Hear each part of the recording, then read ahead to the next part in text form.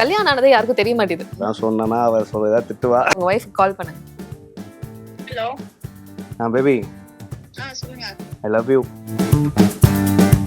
நீங்களும் விஜய் சேதுபதி சாரும் சொந்தக்காரங்களா? என்னோட ஏஜ் வேற, இப்போ என்னோட பேரோட ஏஜ் ரொம்ப வேற இருக்குது. எங்களுக்கே ஒரு 10 years டிஃபரன்ஸ். வயசு சின்னதாக இருந்தாலும் என்னோட எக்ஸ்பீரியன்ஸ் அந்த பொண்ணுக்கு அதிகம். கண்ணிலே பேசுவாங்க, நான் அந்த மாதிரி கண்ணிலே ஒரு வேலையை பண்ணுவாங்க அடிக்கும் போது. பர்வீன் எனக்கு ரொம்ப பிடிக்கும். பர்வீன் ரொம்ப ஸ்வீட், ரொம்ப ஜாலி. அதுவும் என்னை மாதிரி ஒரு லூசு தான். வீட்ல பொசசிவ்னஸ் அதெல்லாம் இருக்குமா? லவ் சீன்ஸ்லாம் பார்த்து எப்படிங்க இல்லாம எப்பறம் நடிக்கிற அவங்களோட ரொம்ப ஸ்ட்ரிக்ட் ஆச்சு அப்படின்னு என்ன இருக்கு, கரெக்டாக தான் பேசுறாங்க. உள்ள போய் 4 பேர் வெளுத்து கட்டுவாங்க போறாங்க அவங்க அப்படின்ற மாதிரி ஒண்ணு இருந்தது. திவாகர் நீங்க நடிச்சிருக்கீங்களா? அது யாருக்கு என்ன நடக்குதோ இல்லையோ, அவங்க பிக் பாஸ் போல எனக்கு நல்லது. மனத அளவுல ஒரு 2K கிட். நான் சைட் அடிக்கிறதா இருக்கட்டும், ஏதாவது பேசுறேன் மனசா கூட அதிகமாக ஷேர் பண்ணுவேன். ஒரு ஐடி ஜாபை வந்து குவிட் பண்ணிட்டு ஆக்டிங் கரியரா சூஸ் பண்றது ஒரு ரிஸ்கியான ஒரு விஷயம். நான் ஐடி விடும் போது ஒரு 70,000 நான் வாங்கிட்டேன். Presta Premium Women's Wear. Let your body love it. பையனுக்கு வந்து ஒரு பேம்பஸ் வாங்குறதுக்கோ ஒரு பால் பாக்கெட் வாங்குறதுக்கோ நமக்கு வந்து மணி இருக்காது. சின்ன வயசுல அம்மா இருந்துட்டாங்க. அப்பா நான் காலேஜ் முடிச்சுட்டே இருந்துட்டாங்க. ஸோ எனக்கு எதுவுமே நான் டெய்லி ஒரு டீ மட்டும் தான் சாப்பிடுவேன். அதிகபட்சம் பசிச்சுன்னா ஒரு 5 ரூபா பிஸ்கட் பாக்கெட் வாங்கிடுவேன், அவ்வளோதான். வணக்கம், எப்படி இருக்கீங்க பாரத்குமார்? வணக்கம், சூப்பரா இருக்கேன். நீங்க எப்படி இருக்கீங்க? ரொம்ப நல்லா இருக்கேன். அதாவது நீங்க ஆசைப்பட்ட ஒரு விஷயம் தான் இப்ப கண் கூட உங்களுக்கு நடந்துட்டு இருக்கு இல்லையா? இதெல்லாம் வந்து ஓகே, இப்பெல்லாம் நடக்கணும், இப்பெல்லாம் நம்மள செலிப்ரேட் பண்ணணும், நீங்க நிறைய விஷயங்கள் ஆசைப்பட்டிருப்பீங்க. அந்த மாதிரி லைவா இப்ப ரிசீவ் பண்ணிட்டு இருக்கீங்களா? எப்படி இருக்குது? ஒரு பிளெஸ்ட்னு தான் சொல்லலாம்னு வச்சுக்கோங்களேன். ஏன்னா நான் ஃபர்ஸ்ட் பண்ண ப்ராஜெக்ட் கணக்காரனுக்கான அதுக்கு இங்கதான் இன்டர்வியூ எடுத்தீங்க. ஸோ அது பாத்தீங்கன்னா அது செட் ஆஃப் ஆடியன்ஸ் இல்லையா, ஒரு யங்ஸ்டர்ஸ், ஒரு காலேஜ், ஸ்கூல்ஸ். ஸோ அதோட ரிசீவ் அங்கிருந்து வர லவ் எல்லாம் வந்து ரிசீவ் பண்ணும்போது ரொம்ப ஜாலியா ஃபன்னா அப்படி இருந்தது. இப்போ அண்ணம் சன் டிவில பண்ணும்போது பாத்தீங்கன்னா ரொம்ப ரெஸ்பான்சிபிளா இருக்கு. குடும்பங்கள் கவனிக்கிறாங்க, கொஞ்சம் பாத்துருடா, நம்மளை கொஞ்சம் ரொம்ப ரெஸ்பெக்ட் பண்றாங்க. ஸோ ஏன்னா இந்த ஆடியன்ஸ் வேற இல்லையா, ஃபேமிலி ஆடியன்ஸ் இல்லையா. ஸோ அதுல குழந்தைங்கள்ல இருந்து குட்டி பாப்பால இருந்து ஏஜ்டு அம்மா பாட்டி அது மாதிரிலாம் பார்க்கும்போது நம்ம ரெஸ்பான்சிபிளாக ரொம்ப நடிக்கணும் அப்படிங்கிற மாதிரி இருக்கு. ஸோ அதனால அவங்களோட அன்பே வந்து ரொம்ப வித்தியாசமா இருக்கும். இங்கே காலேஜ் ஸ்கூல்ஸ் இருக்கிற அந்த ஆடியன்ஸ் இருக்காங்க இல்லையா, ஸ்டூடெண்ட்ஸ் எல்லாருமே வந்து ஜாலியாக பேசிட்டு அண்ணா என்னன்னா அப்படிலாம் பேசுவாங்க. இப்போலாம் வந்து அவங்க பெரியவங்களாம் நம்மளை சாருன்னு சொல்லி ஒன்று பேசும்போது அந்த அன்பு பார்த்தீங்கன்னா கோபி செட்டி படம் தான் இப்போ ஷூட் போயிட்டு எவ்ரி மந்த் 15 days அங்கே தான் ஷூட் ஆகும்போது அந்த மக்களுக்காக தான் பண்றோம் நம்ம இந்த சீரியல்ஸ் எல்லாம் பண்ணும்போது. ஸோ அந்த மக்கள் டைரக்டா நம்மளை கான்டாக்ட் பண்ணி நம்மளை எங்களை பார்க்க வரப்ப ரொம்ப ப்ரிப்பேர்டா வருவாங்க. சரி, எப்படின்னா பட்டு பாவாடை, அந்த பட்டு சாரி, நகையெல்லாம் போட்டு எங்களை பார்க்க வருவாங்க. வரும்போது ஏதாவது கொண்டு வருவாங்க, பழங்கள் ஏதாவது சாப்பிட கொண்டு வருவாங்க. ஸோ அந்த மாதிரி லவ் ரிசீவ் பண்றது டிஃப்ரெண்டா இருக்கும். அது ஒரு மாதிரி ரொம்ப ரெஸ்பான்சிபிளா, ரொம்ப ஒரு நல்ல பையனாவே இருக்கிற ஒரு ஐடி ஜாபை வந்து குவிட் பண்ணிட்டு ஆக்டிங் கரியரா சூஸ் பண்றது ஒரு ரிஸ்கியான ஒரு விஷயம். அது ஃபேமிலி லைஃப்குள்ள போனதுக்கு அப்புறம் அந்த முடிவு எடுக்கிறதுக்கு எப்படி உங்களுக்கு அந்த தைரியம் வந்தது? அது சத்தியமா எனக்கும் தெரியலங்க. என்னன்னா நம்ம இப்ப காலேஜ் படிக்கிறோம், காலேஜ் படிச்ச உடனே வேலைக்கு வரணுங்கிற ஒரு கட்டாயம் வந்துருக்கு எல்லாத்துக்குமே. ஸோ இந்த யோசிக்கிறதுக்குன்னு டைமே இல்லை. நமக்கு என்ன வரும், என்ன பிடிக்குங்கிற இதே இல்லை. எல்லாரும் சொல்றாங்கன்னு நம்ம இன்ஜினியரிங் எடுத்துட்டேன். நான் இன்ஜினியரிங் எடுத்தேன். நீங்க என்ன படிச்சீங்க? நான் விஸ்காம். அப்ப நீங்க கூட தெளிவா ஒன்று பண்ணிருக்கீங்க. எனக்கு நான் காலேஜ் செகண்ட் இயர்ல எனக்கு தெரியவே செய்யும் விஸ்காம்னு ஒரு கோர்ஸ் இருக்குன்னு. அவ்வளவுதான் நமக்கு நாலேஜ் இல்லை. ஸோ இன்ஜினியரிங் தான் பெரிய விஷயம். இன்ஜினியரிங் படிச்சாச்சு. ஸோ நமக்கு என்ன வரும்னு யோசிக்கிறதுக்கே டைம் இல்லை. வேலைக்கு ஜாயின் பண்ணியாச்சு, 5 வருஷம் ஐடியில் ஒர்க் பண்ணியாச்சு. அப்போ நமக்கு தெரியுது ஓகே நமக்கு இது ரொம்ப போரிங்கா இருக்கு, இதை வந்து இன்னும் நம்ம அடுத்த ஒரு 20-30 வருஷம் வேலை செய்யணும்னு யோசிக்கும் போது தான் ஓகே நம்ம என்ன பண்ணலாம், ஸ்விட்ச் பண்ணலாம்னு யோசிக்கும் போது அப்போ அனலைஸ் பண்றதுதான். ஸோ நான் வந்து வீட்லயே சொல்லிட்டேன், இன்னும் 3 months நான் வேலையை விட்டு நிக்க போறேன். இந்த 3 months எதுவுமே கேட்காதீங்க. டெய்லி டே அண்ட் நைட் நமக்கு இப்போ ஷூட் இருந்தா கூட நமக்கு அது கஷ்டமாவே தெரியாது. ஜாலியா உட்காந்து பிடிச்ச வேலையை செஞ்சோமா சாப்பிட்டோமா அப்படின்னு சொல்லிட்டு ஐ திங்க் நான் ப்ராப்பரான டெசிஷன் எடுத்தேன்னு தான் நினைக்கிறேன். நிச்சயமா. அவ்வளவுதான். ஓகே, கண்டிப்பா. இப்ப நீங்க சொல்றப்ப எனக்கு என்ன தோணுச்சுன்னா, இப்ப எந்தாவது ஒரு வேலை நம்ம வந்து பாத்துட்டு இருக்கிறத தாண்டி நம்ம ஒரு வேலையில ஆசைப்படுவோம். சோ அது பண்ணாதான் நமக்கு அந்த சாட்டிஸ்பாக்சன் இருக்கும் அப்படின்றது தெரியும். பட் ஆனா நமக்கு ஒரு கட்டத்துக்கு அப்புறம் நமக்கு இது ஏஜ் ஆயிடுச்சோ, இப்ப நம்ம ஸ்டார்ட் பண்ணலாமா, ஸ்டார்ட் பண்ணக்கூடாது, ஆல்ரெடி நமக்கு வந்து ஒரு கம்ஃபர்டான லைஃப் ஸ்டைல் கிடைச்சிருச்சு, இதுக்கப்புறம் போனா அது பெரிய ரிஸ்க் ஆயிரும்னு சொல்லி ஒரு விஷயம் தோணும் இல்லையா? அந்த மாதிரி ஏஜ் ஒரு ஃபேக்டரா இருந்திருக்கா உங்களுக்கு? ஆரம்பத்துல இருந்தது. ம். எப்படின்னா நான் ஃபர்ஸ்ட் ட்ரை பண்ண ஆரம்பிக்கும் போது நான் ஜூனியர் ஆர்டிஸ்டா இருந்தேன். நான் அதுவும் ஒரு 5 இயர்ஸ்க்கு அப்புறம் தான் எனக்கு கனா கிடைச்சது. ஓகே. ஸோ இப்போ நான் இண்டஸ்ட்ரி வந்து ஒரு 8 இயர்ஸ் ஆகுது. ம். ஸோ ஒரு 5 இயர்ஸ்க்கு அப்புறம் ஒரு 4.5 இயர்ஸ்க்கு அப்புறம் தான் எனக்கு கனா கிடைச்சது. ஸோ அது வரைக்குமே நான் ஜூனியர் ஆர்டிஸ்டா இருக்கும்போது என் கூட ஜூனியர் ஆர்டிஸ்டா வரவங்கலாம் சின்ன பசங்களா இருப்பானுங்க. நம்மளோட சூப்பரா நடிப்பானுங்க, சூப்பரா ஸ்மார்ட்டா இருப்பானுங்க. அவங்க அவங்களோட இன்புட்ஸ்லாம் பார்க்கும்போது என்னடா நமக்குலாம் வயசாயிடுச்சோ அப்படின்ற மாதிரி நம்ம ஸ்டார்ட் பண்ணாம இப்போ கரெக்டான டைமா அப்படின்றது இருக்கும். டைமான ஒன்று இருக்குல்ல. ம். ஒருவேளை நம்மளும் முன்னாடி ஆரம்பிச்சிருந்தா இன்னும் நம்ம உள்ள வந்திருக்கலாமோ அந்த மாதிரி ஒரு பயம் இருந்தது. பட் ஒன்ஸ் நம்ம கத்துக்க ஆரம்பிச்சதுக்கு அப்புறம் இதுதான் ப்ராசஸ், இதுதான் நமக்கு மீட்ரு அப்படின்னு தெரியும் போது அப்ப ஏஜ் ஒரு ஃபேக்டராகவே தெரியல. ஸோ இப்போ இப்பயுமே ஒரு ஏஜுங்கும் போது இப்போ அப்படி இல்லை. இப்போ என்னோட ஏஜ் வேற, இப்போ என்னோட பேரோட ஏஜ் ரொம்ப வேற. கிட்டத்தட்ட எங்களுக்கே ஒரு 10 இயர்ஸ் டிஃபரன்ஸ் இருக்கு. ஸோ அவங்க சைல்டு ஆர்டிஸ்ட் நட்சத்திரா வந்து சைல்டு ஆர்டிஸ்ட். அவங்க ஆல்மோஸ்ட் ஒரு 14 இயர்ஸா இண்டஸ்ட்ரி இருந்துச்சு சின்ன பிள்ளைல இருந்து. நான் இப்போ வந்து 8 இயர்ஸ் ஆகுது. வயசு சின்னதாக இருந்தாலும் என்னோட எக்ஸ்பீரியன்ஸ் அந்த பொண்ணுக்கு அதிகம், அபிநக்ஷத்ராக்கு அதிகம். ஸோ அந்த மாதிரி டிஃபரன்ஸா இருக்கும்போது நான் பார்ப்பேன், ஓகே இவங்களோட மேட்ச் பண்ணுமே. அவங்க அவங்க அவங்க 20 தான் ஆக்சுவலா நட்சத்திரா. ஸோ அப்போ 20 ஏஜ்க்கு ஏற்ற மாதிரி நம்ம லவ்வையும் கொடுக்கணும், லவ் சீன்ஸ் நடிக்கும் போது நம்ம லவ் கொடுக்கணும், அவங்கள ஈக்குவலா நம்ம நடிக்கணுங்கும் போது அது பெரிய சேலஞ்சிங்கும் ஜாலியாகவும் இருக்கும். ஜாலியாகவும் இருக்கு. அதனால ஏஜ் பிரச்சனை கிடையாதுங்க. ஓகே. ஆனா நிறைய பேருக்கு ஒரு விஷயம் என்னன்னா, அவங்களுக்கு கல்யாணம் ஆனதே யாருக்கும் தெரிய மாட்டேது. எல்லா இன்டர்வியூல கேட்பாங்க, இதுதான் சொல்றாங்க. பட் அது என்ன இருக்குங்க, ஜாலியா மேரேஜ் பண்ணேன், பிடிச்ச லைஃப், லவ் மேரேஜ் தான். லவ் மேரேஜ் இன்னொரு ஹாப்பிலி. School love? இல்ல காலேஜ். College love. எப்படி ஆரம்பிச்சது அது காதல்? இதெல்லாம் சொன்னா அவ சொல்றதா திட்டுவா. சொல்லுங்க. ஒண்ணும் இல்லைங்க. நான் ஃபர்ஸ்ட் இயர்ல என் ஒய்ஃப் வந்து எனக்கு ப்ரப்போஸ் பண்ணேன். நான் வந்து வேண்டாம். ஏன்னா நான் அப்ப வேற ஒரு லவ் ஃபெயிலியர்ல இருந்தேன். ஓகே. லவ் ஃபெயிலியர் கை. அதனால வேண்டாம். வேற ஒண்ணும் இல்ல. ஃப்ரெஷ்ஷா அதுல ஓகேன்னு சொல்லிருக்கலாம் பேபி. ஜாலிக்கு சொல்றேன். பட் ஆனா அப்போ நான் ஒரு லவ் ஃபெயிலியர்ல இருந்தேன். ஸோ அதனால லவ்வே வேணாண்டா, அப்பா என்ன சொல்றதோ அந்த பொண்ணை கல்யாணம் பண்ணிக்கலாம் அப்படிங்கிற மாதிரி ஒரு தாட் தான். ஸோ அந்த தப்பான டைம்ல வந்து எனக்கு ப்ரப்போஸ் பண்ணிட்டாங்க. ஸோ அதனால அப்போ வேண்டாம்னு சொன்னது. நாமளும் பார்ப்போம், நமக்கு எல்லாத்துக்குமே லவ் ப்ரப்போசல்ஸ் வந்திருக்கும் இல்லையா, எல்லாருக்குமே வரும். அதனால எனக்கு தான் இவ்வளவு வந்துச்சுன்னு கிடையாது, சொல்ல முடியாது. எல்லாருக்குமே லவ் ப்ரப்போசல்ஸ் வரும். அப்ப ஒரு பொண்ணு நல்லா இருக்குன்னு சொல்லு, பிடிக்குன்னு சொல்லி வச்சுக்கோங்க, அடுத்த மாசம் அந்த பொண்ணு வேற யாராவது லவ் பண்ணிடுங்க. இந்த காலேஜ் டைம்ல அப்போ நம்ம 4 இயர்ஸ் எத்தனையோ பேர் பார்த்துருப்போம், ஃப்ரெண்ட்ஸுக்கு பார்த்துருப்போம். ஃப்ரெண்ட் ஒருத்தர் லவ் பண்றோம், அவனே அடுத்து 3 மாசத்துக்கு அப்புறம் வேற பொண்ணை மாத்திருப்பான். இந்த மாதிரிலாம் இருக்கும்போது ஒரு பொண்ணுன்னா 4.5 வருஷமா 5 வருஷமா ஒரு பொண்ணு நம்மளே நடிச்சிட்டு இருக்கா அப்படின்னு நினைக்கும் போது என்னடா அப்படின்னு சொல்லிட்டு அப்புறமே ஃப்ரெண்ட்ஸா தான் இருந்தோம். தெரியும் இந்த மாதிரி நினைச்சிட்டு இருக்கு அப்படின்னு சொல்லிட்டு அப்பதான் திருப்பி பேசவே ஆரம்பிக்கிறேன். பேச ஆரம்பிக்கும் போது ஏன்னா என்னோட பாஸ்ட், என்னோட லைஃப் எல்லாமே அவளுக்கு தெரியும். ஃப்ரெண்ட்ஸா இருக்கனால எல்லாமே நான் சொல்லியிருக்கும் போது எல்லாமே தெரிஞ்ச ஒரு பொண்ணு ஓகேன்னு சொல்லுதுன்னா இந்த பொண்ணு இதுக்கு மேல ஒரு பொண்ணு நல்ல பொண்ணு கிடைக்காது அப்படின்ற மாதிரிதான். நான் உண்மையில அந்த லவ் பார்த்து இன்ஸ்பயர் ஆகி தான் நான் எனக்கே லவ் வந்து இப்படியும் லவ் பண்ண முடியுமா, இப்படியும் லவ் வரும்ல அப்படின்ற மாதிரி இருக்கும்ல. ஸோ அதனால அதுவும் ப்ராப்பரான எனக்கு கரெக்டான டெசிஷன் எடுத்த மாதிரி தான் இது சொல்லுவேன். ஏன்னா இன்ன வரைக்கும் எனக்கு சப்போர்ட் பண்ணி நான் ஐடில இருந்து வேலையை விடும் போது, வேலையை விட்டு இங்க வரும்போது எனக்கு சப்போர்ட் பண்ணது என் ஒய்ஃப். ஸோ அந்த சப்போர்ட்லாம் ப்ராப்பரா இதுமாதிரி வேற யாரும் வந்தாங்கன்னா சப்போர்ட் பண்ணிப்பாங்கன்னு தெரியாது. ஸோ அந்த ப்ராப்பர் சப்போர்ட். இத்தனைக்கும் என் ஒய்ஃபுக்கு சினிமாவெல்லாம் பெருசாக பிடிக்கவே பிடிக்காது, பார்க்கவே மாட்டா சினிமாவை. அப்படி ஆப்போசிட் கேரக்டர் தான். பட் எனக்காக தான் எல்லாமே சாக்ரிஃபைஸ் பண்ணி பண்ணும்போது இப்படி போட்டு நல்ல வேலை சூஸ் பண்றேன் அப்படின்ற மாதிரி இருந்தது. ஓகே. ஆனா நீங்க ஃபர்ஸ்ட் போய் சொல்லிருப்பீங்களா அவங்க கிட்ட, நான் வந்து இந்த மாதிரி சீரியல் இந்த ஆக்டிங் ட்ரை பண்ண போறேன் அப்படின்னு சொன்னப்ப அவங்க ரியாக்ஷன் என்னவா இருந்தது? பயம் இருக்குதான் செஞ்சு. ஆப்வியஸ்லி பயம் இருக்கும் இல்லையா, ஏன்னா நான் ஐடி விடும் போது ஒரு 70,000 நான் வாங்கிட்டேன். ஸோ அது இல்லாம போகும்போது அவங்களுக்கு ஒரு வருத்தம் இருக்கும்ல, என்னடா ஒரு தப்பா ஒருவேளை ஃபெயிலியர் ஆயிட்டா என்ன பண்ணும் போது அந்த பயம் இருந்துச்சு. என் ஒய்ஃபுக்குமே இருந்தது, எல்லாத்துக்குமே இருந்தது, ஃபேமிலி எல்லாத்துக்குமே இருந்தது. எனக்கு கடவுள் நம்பிக்கை ரொம்ப ஜாஸ்தி. ஸோ அதனால தயவு செய்து என்ன நம்புங்க, கண்டிப்பா ஏதாவது வந்துடுவேன், ஏதாவது பண்ணிடுவேன் அப்படின்னு சொல்லிட்டு என்ன நான் 1 year 2 years சொல்லி ஆரம்பிச்சேன். ஒரு 1 year மட்டும் டைம் கொடு, 2 years மட்டும் டைம் கொடு, அப்படியே 1 year முடிய அந்த எக்ஸ்டெண்ட் பண்ணிட்டே போனதுதான். பட் லக்கிலி ஒரு 4.5 yearsக்குள்ளேயே எனக்கு அது கனா கிடைச்சது. எனக்கு அதுக்கு முன்னாடி குட்டி ஷார்ட் ஃபிலிம்ஸ் எல்லாம் பண்ணியிருக்கேன். பட் நமக்கு ஒரு பெரிய பிளாட்ஃபார்ம் கிடைச்சது கனா, ஹாட்ஸ்டார்ல கிடைச்சது. ஸோ என்னை பொறுத்த வரைக்கும் எனக்கு இது ரொம்ப சீக்கிரம் தான். பரவாயில்ல, நம்ம இவ்வளவு சீக்கிரம் சான்ஸ் கிடைச்சது பெரிய விஷயம் இல்லையா. ஏன்னா நம்மளோட திறமையான எத்தனையோ பேர் இருக்காங்க, நம்ம கூட என் கூட நடிச்சவங்க நிறைய பேர் இருக்காங்க, இன்ன வரைக்கும் சான்ஸ் எடுத்துருக்காங்க. அப்போ நம்ம ஒரு லக்கி தான், பிளெஸ்டு தான் அப்படின்ற மாதிரி தான். லவ் சீன்ஸ்னு வரப்ப எனக்கு இன்னொரு கேள்வி இருக்கு.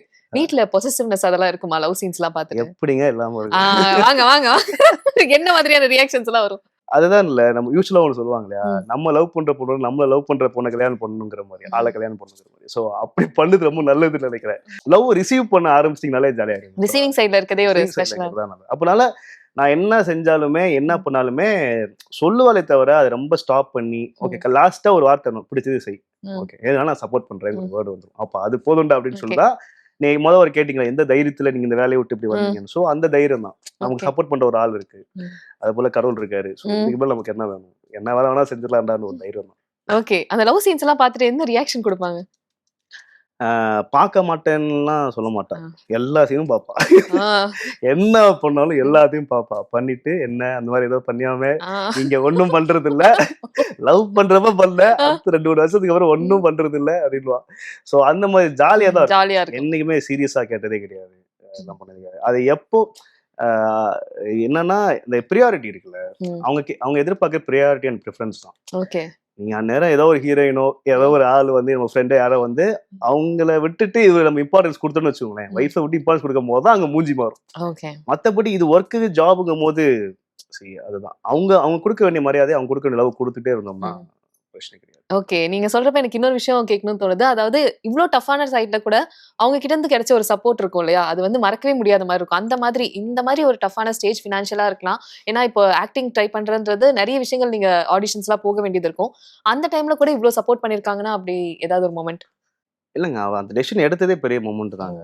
நான் அக்செப்ட் பண்ணதே அக்செப்டன்ஸே. ஒரு பெரிய மூமெண்ட். ஏன்னா நான் ஃபர்ஸ்ட் நான் வேலையை விட்டு வந்தப்போ வந்து ம். எனக்கு குழந்தை பிறந்துருச்சு. ம். ஃபர்ஸ்ட் பேபி பிறந்துட்டான், பையன் பிறந்துட்டான்.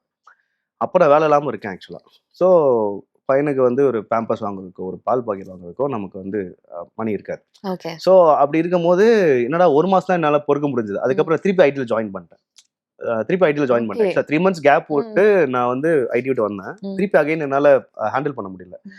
ஒய்ஃப் ஹேண்டில் பண்ணியிருந்தாலுமே பட் ஒரு Guilt ஒரு இருக்கும். அப்பானா நான் ஏதாவது செய்யணும்ல என் ம். பையனுக்கு ஏதாவது பொம்மை கூட வாங்கி தர முடியல. So okay. அப்படிங்கும்போது நம்ம ஏதாவது பண்ணுமேன்னு சொல்லிட்டு பரவாயில்ல என்னமோ போ நம்ம ம். ஃபேமிலி தான் முக்கியம்னு சொல்லிட்டு திருப்பி ஐடி ஜாயின் பண்ணேன். அகைன் விட்டது தான் திருப்பி விட்டேன். ஸோ நம்ம ம். டூ அண்ட் ஃப்ரோ போயிட்டு தான் வந்தேன். ம். விட்டேன்னா உடனே வந்துட்டு அப்படியே ம். ஃபுல்லாக மறந்துடாப்லாம் இல்லை. ஸோ டூ அண்ட் ஃப்ரோ வரும்போது அப்புறம் அதுக்கப்புறம் நான் விடும்போது எப்படி இருக்குன்னா பையன் பிறந்தான்னு சொன்னேன். ம். காலையில அவளுக்கு கேப் வந்துடும் ஐடினால. காலைல கேப் பார்த்தீங்கன்னா 5:30க்கு வரும். ம்.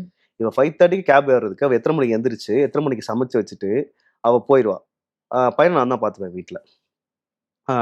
ஸோ அவள் கிளம்பி போயிடுவா. மாமியார் அப்பப்போ வீட்டுக்கு வருவாங்க. ம். ஸோ அவங்களும் பார்த்துப்பாங்க. 8:30 கேப் ஏறி திருப்பி அவள் வர்றதுக்கு 9 ஆயிரும். 8:30 9 ஆயிரும். அவள் திருப்பி அந்த ட்ராவல் பண்ணி இந்த டிராஃபிக்கில் வீட்டுக்கு வர்றதுக்கு இவ்வளோ டைம் ஆயிரும். ஸோ டோட்டலாக அவளால் வந்து என் பையன் கூட ஸ்பெண்ட் பண்ணவே முடியாது. ம். அதனால என்ன ஆகுதுன்னா ஒரு ஸ்டேஜுக்கு அப்புறம் என் பையன் வந்து என் ஒய்ஃபோட இருக்கிறத விட என் கூட தான் ரொம்ப க்ளோஸாக இருக்கும். ம். ரெஸ்பெக்டா இருக்கட்டும், நான் ம். சொல்றத கேட்கறதா இருக்கட்டும். நைட்டு தூங்கும்போது என்கிட்ட தான் வந்து தூங்குவான். ஒய்ஃப் கிட்ட தூங்க மாட்டான். அதுக்கப்புறம் வேலையை கொஞ்ச நாளுக்கு அப்புறம் நான் விட வச்சிட்டேன். எனக்கு கணக்கு ம். கிடைச்சதுக்கு அப்புறம் வேலையை விட சொல்லிட்டேன். ம். நான் ஓரளவு ஸ்டடி ஆனதுக்கு அப்புறம் ஒய்ஃபை நான் ம். விட்டுரு. இது வரைக்கும் போதும் நீ சிரமப்பட்டது ஓகே. கஷ்டப்பட்டு. ஏன்னா ம். எனக்காக தான் வேலைக்கு போனேன். அவளுக்கும் வேலைக்கு ஓகே. போகலாம் பெருசா இன்ட்ரெஸ்ட் ம். கிடையாது. எனக்காக தான் போனேன். ஸோ இது அப்போ நான் நிப்பாட்ட வைக்கும்போது அப்பாவை வீட்டோட ஜெல்லாகும் போது பையனோட ஜெல்லாகும் போது அவன் ஜெல்லாகல. ஓகே. ஸோ அப்போ ரொம்ப ஃபீல் பண்ணான். எனக்கு தெரிஞ்சு அதுதான் நான் ரொம்ப ஹர்ட் பண்ணியிருப்பேன்னு நினைக்கிறேன். சரி ஒரு ஒரு குழந்தைய ஃபர்ஸ்ட் பேபி ம். இத்தனைக்கும். ஸோ அவங்களோட அந்த ஒரு மதர்ஹுட் அந்த விஷயத்த நான் ரொம்ப ஃபீல் பண்ண விடலையோ அவளை அப்படின்ட்டு ஒரு ஓகே. விஷயம். ஸோ எனக்கு தெரிஞ்சு அவ அதுதான் மிகப்பெரிய சாக்ரிஃபைஸ் பண்ணியிருப்பா எனக்கு. ஓகே. எஸ். கண்டிப்பா அது ஒரு பெரிய சாக்ரிஃபைஸா தான் இருக்கும். இப்ப நம்ம சம்பாதிக்கிற ஒரு ஸ்டேஜ் வந்ததுக்கு அப்புறம், நமக்கு அந்த திரும்பி பார்க்குறப்ப 0 பேலன்ஸ்லாம் இருந்திருக்க ஒரு ஸ்டேஜ் இருக்கும் இல்லையா? அந்த இடம் வந்து நிறைய பாடங்கள் கத்துக் குடுக்கும். லைஃப் லெசன்ஸ் எல்லாம். அந்த மாதிரி ஒரு பயங்கரமான லைஃப் லெசன்னா, ஃபினான்ஷியலா டவுனா இருந்தப்ப? ஃபினான்ஷியலா டவுனா? ம். எல்லாத்துக்கும் அதே ஆன்சர் சொல்றேன்னு நினைக்காதீங்க. என்னது?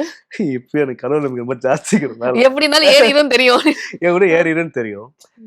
அது அது ஒரு அதான் அதான் ஒரே மோட்டிவேஷன் எனக்கு கடவுள் தாங்க, ஜீசஸ் ம். தான் எனக்கு. ஸோ அதனால நான் ரொம்ப தெளிவா இருப்பேன். ம். நான் வந்து இந்த ஜூனியர் ஆர்டிஸ்டா இருக்கும்போது என் ஒய்ஃப்ல ஊருக்கு அமிச்சிட்டேன். அவன் ம். கொரோனா டைம்லலாம் ஊருக்கு அமிச்சிட்டேன். ஓகே. ம். ஏன்னா இங்க கொஞ்சம் ரிஸ்கா இருக்கு ம். சென்னையிலங்கும் போது நான் ஊர்ல சேஃபா இருக்கணும். ஏன்னா ஃபேமிலி ரொம்ப சேஃபா போறதுனால ஊருக்கு ஊர்ல சேஃபா ம். இருக்கு. நான் இங்க இருந்துட்டு நான் இந்த கொரோனா டைம் நான் யூட்டிலைஸ் பண்ணேன் ஆக்சுவலா. ம். கொரோனா டைம்ல எல்லா ஆர்டிஸ்டுமே ஊருக்கு போயிட்டாங்க, எல்லாரும் போயிட்டாங்க. நிறைய சீரியல் நின்றுச்சு. நிறைய ம். சீரியல் வந்து ஷூட்டிங் எடுக்கிறதுக்கு ஆள் இல்லை. ம். நிறைய ரீப்ளேஸ்மெண்ட் நடந்துச்சு. ம். எனக்கு இதுதான் சான்ஸ்னு அப்போ நான் யூஸ் பண்ணேன். ஓகே. ஸோ அப்போ போகும்போது பார்த்தீங்கன்னா ஏர்னிங்ஸ் இருக்காது. ஜூனியர் ஆர்டிஸ்ட்க்கு ம். என்ன கொடுப்போம்? ₹100 கொடுக்குறதே ஜாஸ்தி ம். ஒரு நாளைக்கு. ஓகே. இல்லைன்னா ஃப்ரீயா தான் நடிச்சு கொடுக்கணும் அவங்களுக்கு. ஸோ அப்பெல்லாம் இருக்கும்போது நான் டெய்லி ஒரு டீ மட்டும் தான் சாப்பிடுவேன் ஆக்சுவலா. ஓகே. ஒரு டீ அவ்வளவுதான். ம். அதிகபட்சம் பசிச்சுன்னா ஒரு ₹5 பிஸ்கட் பாக்கெட் வாங்கிடுவேன். அவ்வளவுதான். ம். இதை வாங்கிட்டு பொறுமையா சாப்பிடுவேன். வீட்ல கேட்டாங்கன்னா? வீட்ல கேட்பாங்க. அப்படி கேட்டேன். இந்த ஃப்ரெண்ட் வந்தாண்டா சாப்பாடு வாங்கி கொடுத்தா சாப்பிட்டான். டெய்லி அந்த ஒரு பொய் இருக்கும்ல. அந்த பிரேக்ஃபாஸ்ட்ல போய் இருந்தே ஒரு பொய் ஆரம்பிச்சிரணும் நீ. ஆமா ஆமா. இப்ப அவங்க ஃபீல் பண்ணுவாங்க எஸ். வீட்ல ஊர்ல இருந்து. ஸோ அதனால அப்படி அந்த இது கஷ்டமா தெரியுதுல இப்போ ம். மேபி. ஆனா அப்ப நான் கஷ்டமா ஃபீல் பண்ணல ஆக்சுவலா. ஓகே. எனக்கு அந்த ஒரு டீயே போதுமானதா இருந்துச்சு. ஒரு டீ வரைக்கும் ம். காசு இருக்கா மத்த அப்படிங்கிற மாதிரி தான். ஓகே. இன்னைக்கு பிஸ்கெட்டும் சேர்த்து கிடைக்குது பிஸ்கட் அப்படின்னு. வேற கிடைக்குது அப்படின்னு சொல்லிட்டு. அது ஒருவேளை ரொம்ப பசிங்க வச்சுக்கோங்களேன். ஏதாவது ஒரு வழியில எனக்கு ஏதாவது வந்துட்டு தாங்க இருக்கும். ம். எனக்கு நான் ட்ரை பண்ணணுங்கிறத தாண்டி நான் நினைக்கிறவனோ அது மேனிஃபெஸ்டேஷன் என்னமோ தெரியல. யூனிவர்சிட்டி இப்போ கேட்குறேன்னுவாங்க, இல்லை கடவுள்கிட்ட கேட்க வாட் எவர். நான் கடவுள்கிட்ட பேசுவேன். எனக்கு எதுனாலும் எனக்கு வந்துட்டு தான் இருக்கும் எனக்கு ஆக்சுவலாக. ஸோ எனக்கு எதுவுமே தடைப்பட்டதே கிடையாது. நான் நினைச்சது எல்லாமே நடந்துட்டு தான் இருக்கு இன்ன வரைக்கும். ஓகே. சோ எவ்வளவு பெரிய கஷ்டம் வந்தாலும் அது கஷ்டமாவே நடந்தது இல்ல. எனக்கு கஷ்டமா நான் ஃபீல் பண்ணதே இல்லை. ஓகே. இப்போ நீங்க சொல்ற மாதிரி திரும்பி பார்க்கும்போது தெரியும், ஓ இப்பெல்லாம் இருந்திருக்கோமா. ஏதாவது ஒரு இடத்துல வந்து ஒரு கிரிட்டிசிசம் வந்திருக்கலாம். அந்த கிரிட்டிசிசம் வந்து நீங்க அதை கரெக்ஷனா மாத்திருக்கீங்களா? ஓகே இது கரெக்டா தானே இருக்கு, இந்த ஆக்டிங் விஷயத்துல நம்ம இதை மாத்திக்கலாம் அப்படின்ற மாதிரி எல்லாம் யோசிச்சிருக்கீங்களா ஏதாவது?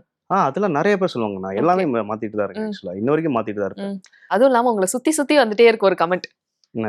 ஆரம்பத்துல இருந்தே கேட்டுட்டு இருப்பாங்கன்னு நினைக்கிறேன், எல்லா இடத்துலயும் கேட்டிருப்பாங்க, நீங்களும் விஜய் சேதுபதி சாரும் சொந்தக்காரங்களா? அது என்னன்னா நாங்க சொந்தக்காரலாம் கிடையாது, எனக்கு அவருக்கு சம்மந்தமே கிடையாது. அது ஆக்சுவலி கமெண்ட்ஸ்ல எல்லாம் பார்க்க முடியாது, அண்ணனா இருப்பாரா தம்பியா இருப்பாரா அப்படின்ற மாதிரி எல்லாம். பட் ஒரு கட்டத்துல என்னன்னா நம்மள வேற ஒருத்தர் பார்வையிலேயே பாக்குறாங்களோ, வேற ஒருத்தராவே நம்மள பாக்குறாங்களோ அப்படின்ற ஒரு விஷயம் அஃபெக்ட் ஆயிருக்கும்ல உங்களுக்கு? அது ஆரம்பத்துல அஃபெக்ட் ஆச்சுங்க, கண்டிப்பா அஃபெக்ட் ஆச்சு. அது எங்க அஃபெக்ட் ஆகும்னா, இவர் ஃபேஸ் வச்சோ இவர் ஃபேம் வச்சுதான் நான் வந்தேன் அப்படின்னு சொல்றது மட்டும் தான் கொஞ்சம் ஹர்ட் ஆகுமே தவிர, நம்ம இந்த 8 வருஷம் கஷ்டப்பட்டு வந்திருக்கோம். கஷ்டப்படும் வெளியிருந்து பார்க்க நான் சொல்றேன், பட் நான் கஷ்டப்படல. பட் சொல்றேன் நான் யூஸ்வலா இது எல்லாருமே நடக்கிறது தான் அந்த ஸ்ட்ரகிள்ங்கிறது. ஸோ அப்படி பண்ணி வந்தது வந்து இவங்க ரொம்ப அசால்ட்டா இதை சொல்லிடுறாங்களோ, அவர் விஜய் சேதுபதி சாரோட ஒரு சாங் போட்டு அவரோட டைலாக் பேச வந்தான்னு சொல்லும் போது தான் ஹர்ட் ஆகும். பட் ஆடியன்ஸ் வந்து இவர் மாதிரி இருக்கான்னு சொல்றது எனக்கு பிரச்சனையே கிடையாது. ஏன்னா அது அவங்களோட பாயிண்ட் ஆஃப் வியூல. எனக்கு வந்து என்னன்னா, அவர் மாதிரி இருக்கீங்க, விஜய் சேதுபதி சார் மாதிரி இருக்கீங்க, எனக்கு உங்களுக்கு ரொம்ப பிடிக்கும் அப்படின்னா சந்தோஷம் தானே. எப்படியோ நான் பிடிக்கிறதில்ல உங்களுக்கு, அவ்வளவுதான். இல்ல அவங்களுக்கு பிடிச்சா போதும், அவ்வளவுதான். நான் டெய்லி உங்க ஃபேஸ்ல நான் வரேன், உங்க வீட்டுக்கு நான் டிவில வர்றேன், என்னை பார்க்கும் போது சந்தோஷம் என்னை பாக்குறீங்களா, வாரமாதிரி வந்துட்டாண்டா அவன் அப்படின்ற மாதிரி இல்லாம, அது இல்ல சீன் வந்துச்சுன்னு ஜாலியா பாக்குறீங்களா, அதுதானே தேவை. சோ அதனால அவர் வச்சு எனக்கு பாசிட்டிவா சொன்னா நான் ஏத்துப்பேன், இதெல்லாம் இருக்கு. சோ அது மக்கள் பாயிண்ட் ஆஃப் வியூ நம்ம தடுக்கவே முடியாது. எனக்கே நிறைய பாயிண்ட்ஸ் வியூ இருக்கு எனக்கு, அதுதான் கட்டு நான் சொல்லவே முடியாதுல்ல. சோ அதனால அவங்கள சொல்றது வந்து பெருசா தப்புன்னு சொல்லவே முடியாது, அவங்க சொல்றது ரைட்டு தான். பட் எனக்கு வந்து ரெகுலரா ப்ராஜெக்ட் வேணும், நான் கடைசி வரைக்கும் ஜாலியா நடிச்சிட்டே இருக்கணும், கேமரா எடுத்துட்டே இருக்கணும், சாகர நடிச்சிட்டே இருக்கணும். சோ அந்த கிளாப் ஷோ நம்ம வாங்கிட்டே இருக்கணும், இதுதான் நம்மளோட ஒரு அல்டிமேட் போதை. பல விதமான பெர்ஃபார்மன்சஸ் கொடுத்துருப்பீங்க. இப்ப ஹீரோவா ஒரு ரோல் பண்றது, வில்லனா, காமெடியா, அந்த மாதிரி இருக்கிறதுல உங்களுக்கு ரொம்ப சேலஞ்சிங்கா இருக்குதுன்னா என்னவா இருக்கும்? சேலஞ்சிங் வந்து எனக்கு கோவப்படுறதாங்க. கொஞ்சம் கஷ்டம். சேலஞ்சில் கொஞ்சம் கோவப்பட்டு ஒரு மாதிரி வெறித்தனமா நடிக்கிறது இருக்குல்ல, அது எனக்கே. அதோட இன்னும் ரொம்ப கொடுமையான விஷயம் தான் ஹீரோயிசம் பண்றது ஒண்ணு இருக்குல்ல. வாங்க ஸ்லோ மோஷன் நடந்து வாங்க அப்படின்ட்டு நமக்கே சிரிப்பு வரும். ஐயோ நம்ம ரஜினி சார் விஜய் சார்லாம் பார்த்த பூஜிலாம் என்னையவா அப்படி பார்க்க போறாங்கன்ற நமக்கே கொஞ்சம் சிரிப்பா இருக்கும். அது கஷ்டப்பட்டு அப்படி ஹீரோய்க்கா நடந்து வரும்போது முடிஞ்சோட சிரிப்பு தான் வரும். பட் நல்லா இருக்கும். நம்ம ரசிக்கிறத விட டைரக்டரோ கேமராமேனோ ரசிச்சு சூப்பரா இருக்குன்னு சொல்றதா நமக்கு ஓகே, நல்லா இருக்குல்ல சார், ஓகே போதும் சார், பண்ணிட்டேன் நான் எதிர்பார்த்ததே அப்படின்னு நீங்க எதிர்பார்த்தது வந்துருச்சு அப்படிங்க. சோ அந்த ஹீரோயிக் மூமெண்ட் இருக்குல்ல, நம்ம ரியல் லைஃப்ல அப்படி கிடையாதுல்ல. ஹீரோயிக்கா திரும்ப திரும்பி பேசுறது பேசுறது கிடையாது. சோ அதெல்லாம் டிராமாவா தேவைப்படுது, ஒரு கமர்ஷியலாவும் சரி, ஒரு மசாலாவுக்கு சம்டைம்ஸ் தேவைப்படும் போது அது கொஞ்சம் எனக்கு கஷ்டப்பட்டு நடிப்பேன். அப்புறம் இதுவும் இருக்கட்டும், இந்த கோவப்பட்டு பேசுறது, ரியலா கோவம் வருது வேற, பட் உண்மையில கோவம் வருதுங்கிறது வந்து தெரியல. இப்ப அழுகுற சீன் வந்துச்சுன்னா ஏதோ நம்ம வாழ்க்கையில் நடச்சது ஏதோ ஒன்று நினைச்சிட்டு நம்ம அழுகுற சீன் பண்ணுங்கன்னு, பட் அப்பெல்லாம் எனக்கு வந்தது கிடையாது. அப்படி நினைச்சு அழுவன்னு சொல்லுவீங்கன்னு நினைச்சேன், அப்பயும் வந்து நினைச்சு அழுகுறது எனக்கு அழுகுறதே எனக்கு பிடிக்கும். மத்த அழுகுறதே பிடிக்காது, நான் வேற அழுகணும் மாறிட்டு. அதனால எனக்கு அழுகுறதுல சுத்தமா எனக்கு பிடிக்காது. அழுதாலே யாரும் ஒய்ஃப் அழுதாலும் வீட்டுல பையன் அழுதாலும் யாரும் அழுதாலுமே ஓடிட்டு இருக்கேன், ஏன் முன்னாடி அழுகுறாங்க அழுகாது அப்படின்ற மாதிரி. சோ அழுகுறது சுத்தமா எனக்கு பிடிக்காது. அப்புறம் ஏதாவது நானும் சொல்லுவாங்க, ஏதாவது போது எனக்கு அப்பா அம்மா 2 பேருமே இல்ல, 2 பேருமே இறந்துட்டாங்க. சோ அதனால யாராவது நினைச்சு அழுவாங்க, அதாவது வராதுரா இருக்கு அப்படின்ற மாதிரிதான். சோ அது வரல, அது ஆக்சுவலா எல்லாமே எவ்ரிதிங் ஹேப்பன் ஃபார் ரீசன்ல. சோ அதனால நான் அப்படி எடுத்துக்கிறதுனால எனக்கு எதுவுமே வருத்தமே கிடையாது, எதுவுமே நான் ரெக்ரெட் பண்ணதே கிடையாது. என் லைஃப்ல இப்படி ஆயிடுச்சு நான் ரெக்ரெட் பண்ணதே கிடையாது. எனக்கு அதனால நான் அழுகணுமா அப்படின்னு சொல்லி நான் அந்த சீனை நான் உள்வாங்கிதான் நான் நடிப்பேனே தவிர வேற ஒண்ணு நினைச்சு நான் அழுகுறது எனக்கு இதுக்கு வந்ததே கிடையாது. அந்த சீன் எமோஷனா, இந்த கேரக்டர் வந்து ஒய்ஃப் இப்படி திட்டாங்களா, ஒய்ஃப் இது மாதிரி ஆயிடுச்சா, ஏன்னா எங்க அப்பா இந்த மாதிரி யாராவது தப்பா சொல்லிட்டாங்களா, அந்த சீனுக்கு நான் இருந்தா என்ன ரியாக்ட் பண்ணுவேன் அப்படின்னு தான் நான் மைண்ட்லயே ஒரு ஸ்கிரிப்டா ஒன்னு ரெடி பண்ணாதான் அது அந்த மாதிரி தான் நான் வந்து ரியாக்ட் பண்ணுவேன் தவிர நான் பலசேவோ நினைச்சோ இனிமேல் வரப்போற ஃபியூச்சர்ல வச்சோ நான் ஃபீல் பண்ணி அழுதும் கிடையாது, கோவமா பேசுனது கிடையாது. ஸோ அது இன்ஸ்டன்டா வர விஷயம் இல்லை. ஸோ அது கோவமா இன்ஸ்டன்டா வர விஷயம். திடீர்னு எனக்கு கோவம் போடுறீங்கன்னா நீங்க ஏதாவது செஞ்சா எனக்கு கோவம், எனக்கு பிடிக்காம ஏதாவது செய்யணும் இல்லை, நீங்க செய்யாம கோவப்பட எப்படி செய்வேன். அந்த மாதிரி ஸ்கிரிப்ட்ல வந்து ஒரு விஷயம் நடந்துச்சுன்னா இது கோவப்படுங்க அப்படின்னா இது எனக்கு கோவமே வரல அப்படின்னு அசால்ட்டா பேசி இப்படி பேசிட்டு போயிரு அப்படின்னு இல்ல கோவப்படணும் மக்கள் இதான் எதிர்பார்ப்பாங்க அப்படின்னுவாங்க. ஸோ அந்த மாதிரி விஷயங்கள் கஷ்டமா இருக்கும். உண்மையிலே கோவப்படுற ஏதாவது பண்ணுங்கடா அப்படின்ற மாதிரி இருக்கும். அவ்வளவுதான் ஹீரோயிக் மொமெண்ட் அண்ட் இந்த கோவப்படுறது கொஞ்சம் நான் கஷ்டப்பட்டு பண்ற மாதிரி இருக்கும். திவ்யா கணேஷ் அவங்க வந்து டைட்டில் வின்னர் ஆயிருக்காங்க. அண்ட் அவங்க கூட நீங்க ஒர்க் பண்ணிருக்கீங்களே, அவங்கள பிக் பாஸ்ல பாக்குறப்ப உங்களுக்கு எப்படி இருந்தது? இதே மாதிரி தான் அவங்க இருப்பாங்களா அங்கேயும்? இல்ல திவ்யா எப்படி அப்படின்னா அவங்க உண்மையிலே ரொம்ப நேர்மையான ஒரு பொண்ணு ஆக்சுவலா. ஓகே. அவங்க பர்சனல்ஸ் இருக்கு, அவங்க கஷ்டப்பட்டு வந்திருக்காங்க, எல்லாமே தாண்டி அவங்க பேசுற ஒரு நியாயம் இருக்கும்ல. அவங்க செட்லேயே சரி ஒன்று கேட்பாங்க, அது நியாயமா தான் இருக்கும் ஆக்சுவலா. பட் எங்க ரொம்ப சம்டைம்ஸ் இருக்குன்னா அவங்க ரொம்ப ஸ்ட்ரிக்டா கேட்பாங்க. ஸ்ட்ரிக்டான ஒரு நியாயம், ஸ்ட்ரிக்ட் ஆஃபீஸர் அவங்க. ஸோ எல்லாருக்கும் சம்டைம்ஸ் இவங்க இப்படி பேசுறாங்க, ஸ்ட்ரிக்டா பேசுறாங்க. மேபி நீங்க பிக் பாஸ்லேயே பார்த்துருப்பீங்க, அவங்க பேசுற விதம் கொஞ்சம் ஹார்ஷா தான் இருக்கும். ஆனா சொல்ற விதம் நியாயமா தான் இருக்கும், சொல்ற விஷயம் நியாயமா தான் இருக்கும். ஸோ அது அவங்ககிட்ட ரொம்ப பிடிக்கும். ஏதாவது கேட்டா எப்பறம் நடிக்கிற அவங்களோட ரொம்ப ஸ்ட்ரிக்ட் ஆச்சு அப்படின்ட்டு. என்ன இருக்கு, கரெக்டாக தான் பேசுறாங்க, அவங்க சொல்றது எல்லாம் தப்பு இருக்கு, கரெக்டாக தான் சொல்றாங்க அப்படின்ட்டு. சரி ஒருத்தவங்க ஒரு மாதிரி பாயிண்ட் சொல்றாங்க. இப்போ எங்க அப்பா என்ன சிரிச்சிலே பேசுன்னு சொல்றதுனால அதான் எனக்கு வருது என்னமோ தெரியல. என்னோட கான்வர்சேஷன் அப்படிதான் இருக்கும். பட் அவங்களோட கான்வர்சேஷன் அப்படி இருக்கும்போது பட் அட்லாஸ்ட் அவங்க நேர்மையா தானே இருக்காங்க. அவங்க வழியில அவங்க கஷ்டம் அவங்களுக்கு தான் தெரியும், அவங்க என்னென்ன ஃபேஸ் பண்றதுன்னு அவங்களுக்கு தான் தெரியும். சோ அதனால அந்த எக்ஸ்பீரியன்ஸ் அவங்களுக்கு இருக்குல்ல. So she deserves it. ஒரு ஹாப்பியான ஒரு ஃபீல் இருந்தது இல்லையா பாக்குறப்ப? ஆமா ஹாப்பியா ஒரு வெற்றி. அவங்க அதை எதிர்பார்த்தாங்களோ எனக்கு தெரியல. நீங்க எதிர்பார்த்தீங்க?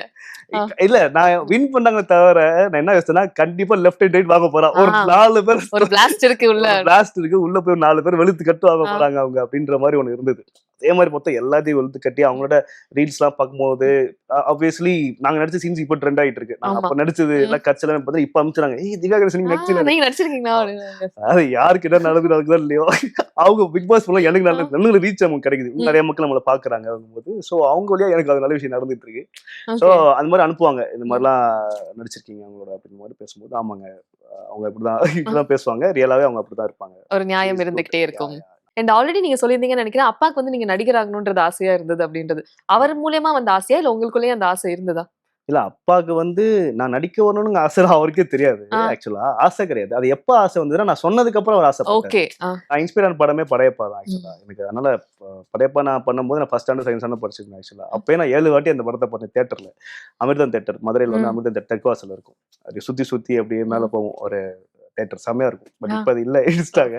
ஸோ அது செம்மையா இருக்கும் தியேட்டர். அந்த தியேட்டர்ல மட்டும் நான் 7 தடவை பார்த்தேன். ஸோ அந்த தடவை எனக்கு 1ஆம் கிளாஸ் படிக்கும் போது நீங்க நம்பி அமுச்சுட்டு பாருங்களா, யூகேஜி ஃபர்ஸ்ட் ஸ்டாண்டர்ட் படிக்கும் போது வீட்லயே கூட்டு போயிருக்காங்க பாருங்க. அப்ப எந்த அளவுக்கு சினிமா பைத்தியமா இருக்குன்னு பாருங்க.